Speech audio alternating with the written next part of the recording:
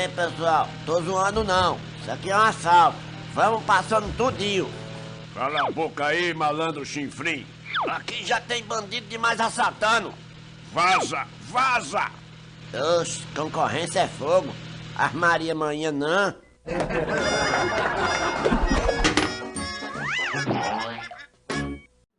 O discurso do presidente Jair Bolsonaro na ONU repercutiu no Congresso, entre autoridades e entidades de saúde e meio ambiente. Representantes de associações ambientais afirmaram que a declaração de Bolsonaro sobre incêndios na Amazônia não representa a realidade das queimadas no bioma. O presidente afirmou que os incêndios na Amazônia acontecem praticamente nos mesmos lugares, onde o caboclo e o índio queimam seus roçados em busca de sua sobrevivência, em áreas já desmatadas.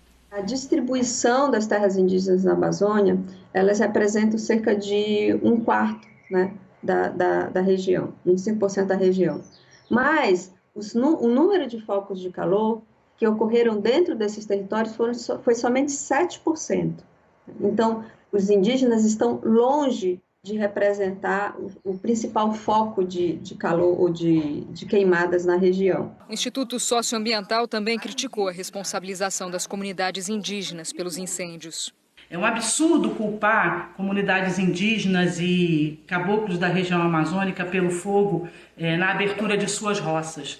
E as imagens de satélite permitem ver aonde está esse fogo e exatamente se ele está sobre terras indígenas, se ele está sobre áreas que são de agricultura. A tecnologia permite comprovar que, lamentavelmente, o que se viu hoje no discurso do presidente na ONU é um conjunto de falácias.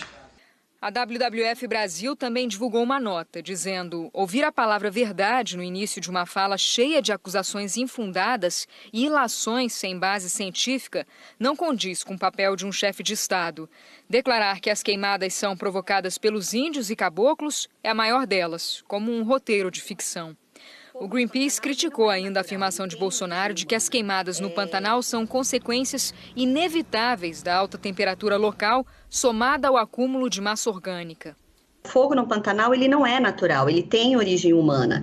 E já era esperado que em 2020 tivesse aí um aumento das temperaturas no período da seca, o que poderia intensificar os incêndios florestais. Então, o governo, de posse dessa informação, deveria ter promovido um plano eficiente, concreto, com orçamento para evitar um desastre ambiental como o que a gente está vendo neste momento. Entidades ambientais também questionaram a informação apresentada pelo presidente de que o Brasil é responsável por apenas 3% da emissão de carbono no mundo. Isso dá uma ideia, segundo as organizações, que vai na contramão da realidade. Elas afirmaram que o Brasil está entre a 6ª ou 7ª posição em emissão de gás de efeito estufa no mundo. E 44% das nossas emissões estão diretamente associadas ao desmatamento. Bolsonaro reuniu no Palácio do Planalto ministros e parlamentares aliados para assistir seu discurso na ONU. O ministro da Secretaria de Governo, Luiz Eduardo Ramos, publicou a foto numa rede social e escreveu: "Senti um orgulho muito grande de pertencer a esse time". Em uma rede social, o deputado Vitor Hugo afirmou que o discurso de Bolsonaro foi excepcional.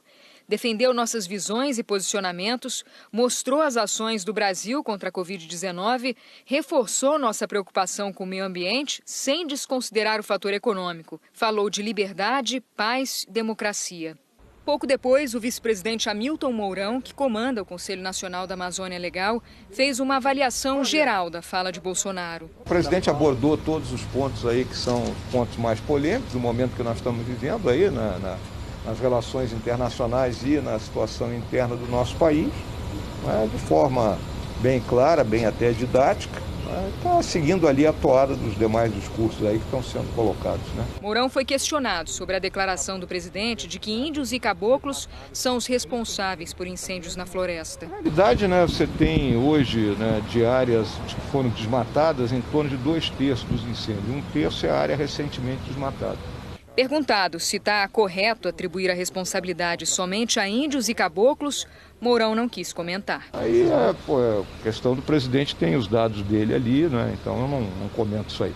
Em uma rede social, o presidente da Ordem dos Advogados do Brasil, Felipe Santa Cruz, afirmou que a narrativa fantasiosa do presidente não consegue encobrir os fatos.